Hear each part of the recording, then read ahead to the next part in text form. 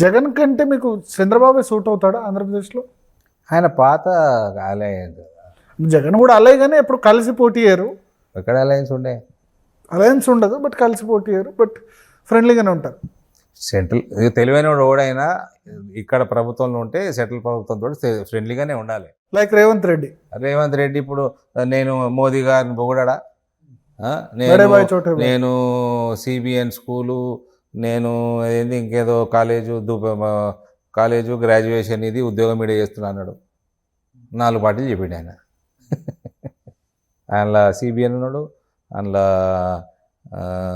BJP ఉన్నది, ఉద్యోగం కాంగ్రెస్లో ఉన్నది, టీఆర్ఎస్ కూడా మధ్యలో సర్వే ఇచ్చినట్టుండే ఆయన. స్టార్ట్ టీఆర్ఎస్, జడ్పీటీసీ టీఆర్ఎస్ తర్వాత ఎమ్మెల్సీ టీఆర్ఎస్ అయిపోయి అన్ని పార్టీలు ఉన్నాయి. MLC independent, ZPTC TRS. First career start టీఆర్ఎస్తోనే. సార్ ఇప్పుడు రేవంత్ రెడ్డి మీకు ఫ్రెండ్లీ అని ఆ పార్టీ కాంగ్రెస్ పార్టీ నేతలు కొద్దిమంది ఆరోపిస్తారు, బీఆర్ఎస్ ఆరోపిస్తుంది. Revanth Reddy Modi is very good friends, ఎప్పటికైనా బీజేపీలో చేరేవాడే ఒక మిత్రుడు, there no doubt. Revanth Reddy cabinet ఇంకా పెద్ద మిత్రులు నాకు, ఇంకా పాత మిత్రులు. మీకని కాదు, భారతీయ జనతా పార్టీ హైకమాండ్కు నరేంద్ర మోడీకి I don't think so sir. బడే బాయ్ చోటే బాయ్ అని ఎప్పుడు కేటీఆర్ మాట్లాడుతూ, నేను రేవంత్ రెడ్డి మిత్రుడు అంటున్నా. రేవంత్ రెడ్డి పార్టీతో నేను కొట్లాడానా? కొట్లాడుతున్నాడు. రేవంత్ రెడ్డి మోడీ పార్టీతో కొట్లాడా? కొట్లాడుతాడు. రేవంత్ రెడ్డికి రాష్ట్రం నడుపుకోవాలి, అంటే డబ్బులు కావాలి, కోఆపరేషన్ కావాలి. సో ఆయన ఈ రాష్ట్రంలో ఏ పార్టీలో నాయకులు అందరూ తీసుకోరు, అందరికి కాంగ్రెస్ బ్యాక్గ్రౌండ్ ఉంటుంది. మొరల్ మరి ఎందుకు బీఆర్ఎస్ చాలా మంది, కేంద్రం బీఆర్ఎస్ చాలా మందికి ఉంటుంది. అయితే కాంగ్రెస్ కూడా బీఆర్ఎస్ అడిగితే ఎందుకు పని చేయలేదు, వీళ్ళు అడిగితే ఎందుకు పనులు చేస్తున్నారు? చంద్రబాబు నాయుడు కాంగ్రెస్ బ్యాక్గ్రౌండ్ లేదా? మరి వీటితో ఏం సంబంధం అండి? ఇవాళ కర్తవ్యం ఏంది, ఇవాళ మన కర్మభూమి ఏంది, మనం ఏం కర్మ చేసుకోవాలి, that is today's.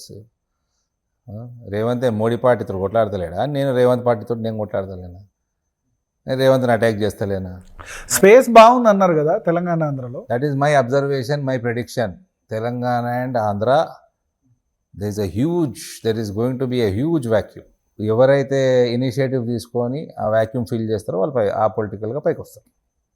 BJP has got the biggest opportunity in South India, including Andhra. I'm specifically including Andhra. But today we have అక్కడ strong friendship. We'll continue that. I hope it continues for long time. But there could be a big vacuum there also. Madhav బాగా చేస్తున్నారా అక్కడ? Sir అంటే మాధవ్ మంచి మిత్రుడు, ఆయన day to day ఎట్లా చేస్తాడు నాకెట్లా తెలుసు సార్.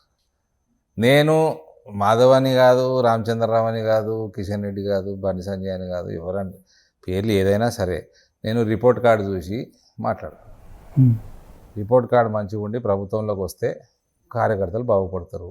సీనియర్ నాయకులు మా దగ్గర సీనియర్ నాయకుడు పల్లె గంగారెడ్డి గారు ఇలా నేషనల్ టర్మరిక్ బోర్డుకి, ఒక నేషనల్ బోర్డుకి చైర్మన్. ఆయన is become a national figure. ఆయన నేను తెచ్చిన ఆయన కాదు కదా, ఆయన పుట్టుకతోటి ఉన్నాడు. ఆయన ఏబీవీపీలో బీజేపీలో.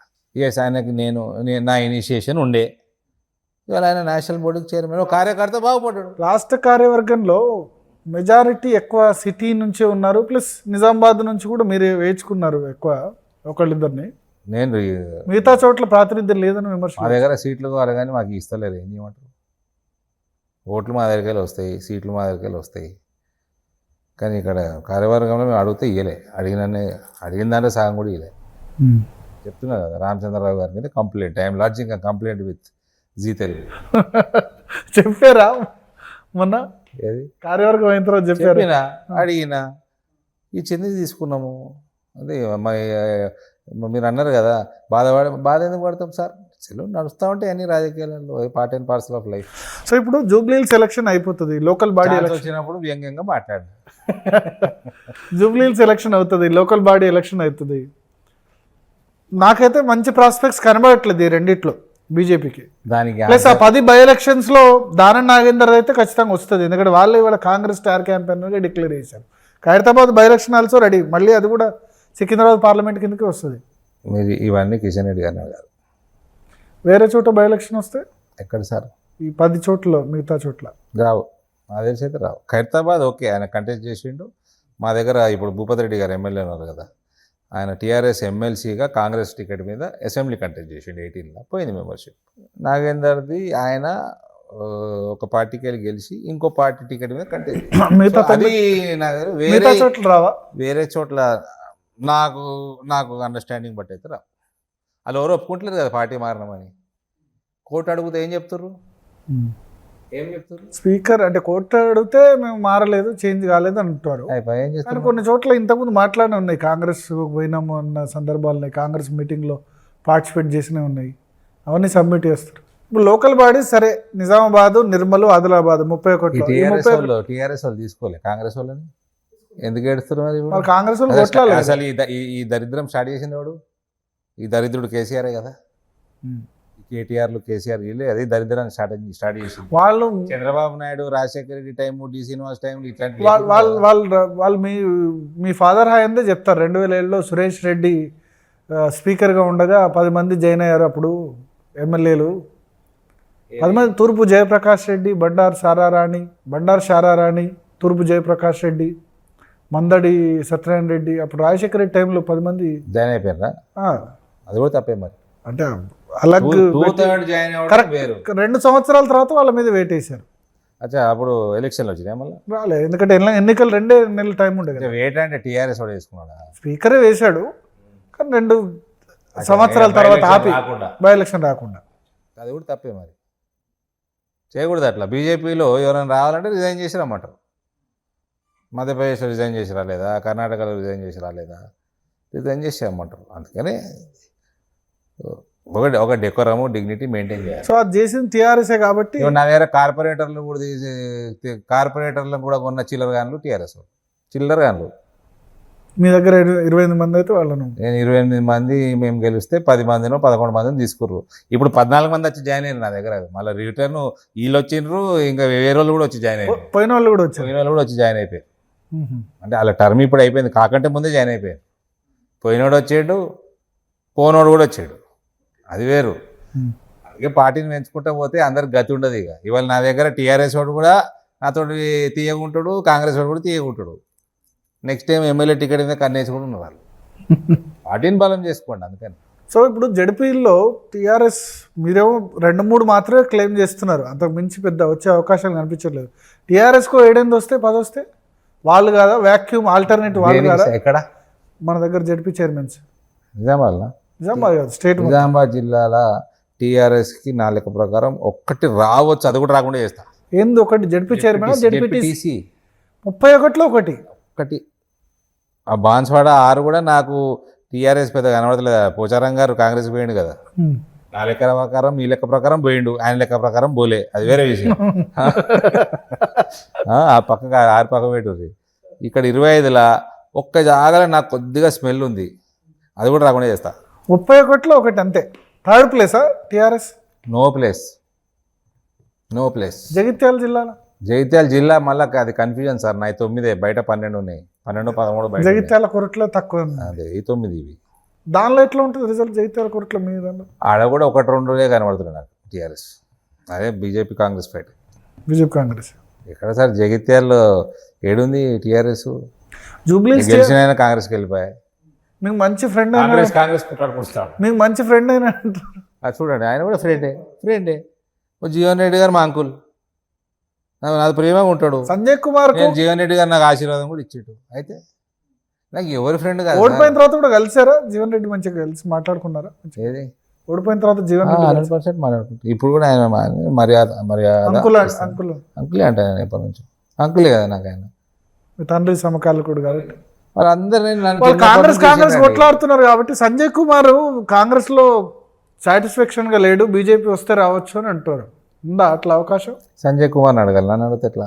మీతో మీ పర్మిషన్ లేదు ఎట్లా వస్తారు సార్? అంటే ఆయన పర్మిషన్ నన్ను ఇప్పటివరకు అయితే అడగలే, అడిగినప్పుడు ఆలోచిస్తా.